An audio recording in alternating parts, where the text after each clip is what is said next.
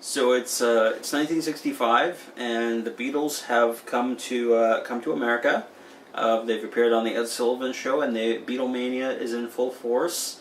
And where's Elvis? He's making movies, and he's making movies like Harum, Scarum. This is the soundtrack to Harum, Scarum. It's the 24th in the RCA Albums Box collection. It's pretty much a well-known fact that Harum Scarum is debatably the worst of Elvis's movies. I don't tend to agree. It is actually my favorite. As far as enjoyability, I love King Creole. It is absolutely my favorite as far as artistically. And when I review this is going to be so much fun, because this is a movie that's so bad it's good. But the soundtrack in and of itself, which, by the way, has a little insert. That's the cool thing about the RCA Albums collection. There haven't been really any so far. This is kind of the first major one that has. But they've recreated, if you would have bought this in the 60s, you would have gotten a full-size insert of a photo of Elvis. And they've recreated all of those, and all of the stickers that would have appeared on the plastic wrap or on the covers. And you can choose whether or not you want to actually sticker them back onto the album. As you can see, I haven't yet. I'm still debating whether or not I want to. I'm evading talking about this soundtrack. It's blasphemy, but I actually like this soundtrack. It's not as bad as you would think. It's not as bad as Kissing Cousins was. The songwriting is actually, we're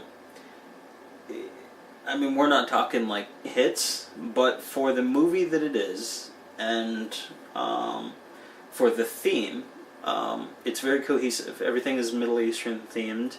I have so many things to say about the way that they portray the Middle Eastern culture, the kind of Arabian Nights-esque, Rudy Valentino, chic thing.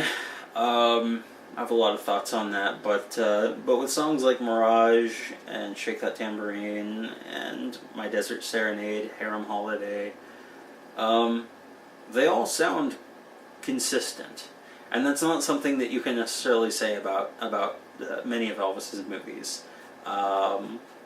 And this one in particular does get that right. The best song on here, by far, is So Close and Yet So Far from Paradise.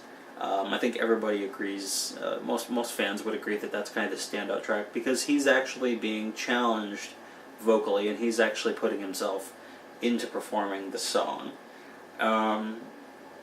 There are a couple bonus songs, Animal Instinct and Wisdom of the Ages, which I believe were both actually recorded for the movie and just cut.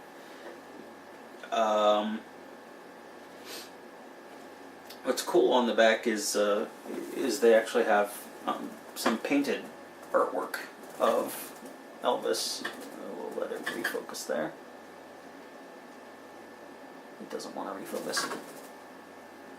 Well, anyway, it's actually almost like a little art piece with some palm trees and a couple camels and Elvis with his scabbard, or a scimitar, rather.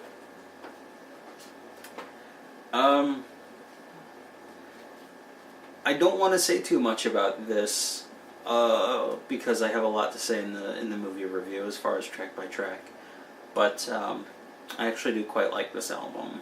I understand why others wouldn't, but I appreciate that it is a cohesive work of themed songs that work for the movie that it was made for.